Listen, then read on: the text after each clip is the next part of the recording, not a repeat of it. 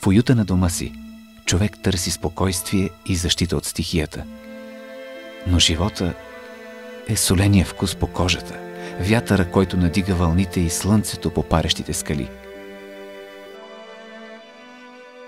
Още праисторическите хора са палили огън на входа на убежището си, там, където тялото чувства уют, а очите и душата черпят енергия от стихията, бушуваща навън.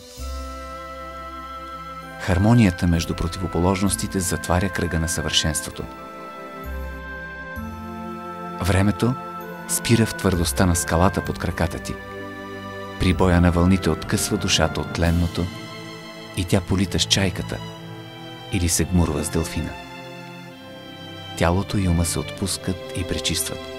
Очите пият от безкрая на хоризонта, а песента на вятъра и морето отеква дълбоко в пулса на сърцето. Денят е обещаващ и Созополис ти дава цялата му светлина, още от първите топли отблясъци на вълните. И това е само началото на магията на това място. Магия, която обкръжава дома ти отвсякъде. Двор с мека трева за боси крака. Личен уединен басейн за ласки в кристална вода. Градина за закуска с приятели. В далечината рибарските лодки се носят по вълните.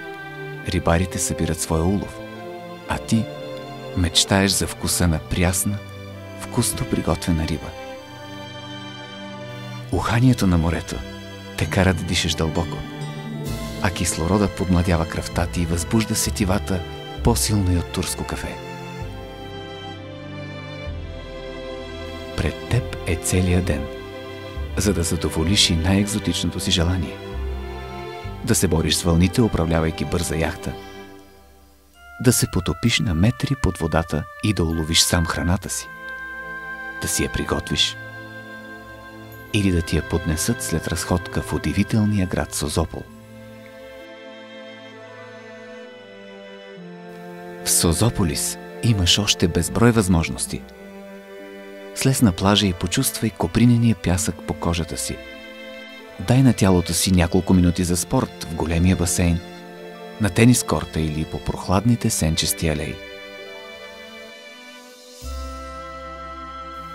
Денят бавно отминава, а красотата на преживяното изпълва сърцето ти със сладка тъга.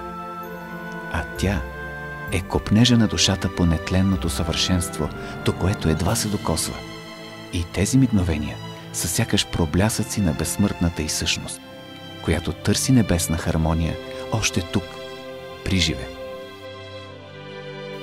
Посрещаш залеза в своя Созополис и виждаш как последните лъчи на слънцето сгъстяват сенките, смекчават формите и окротяват водата. Усещаш как вечерния бриз измества горещия въздух.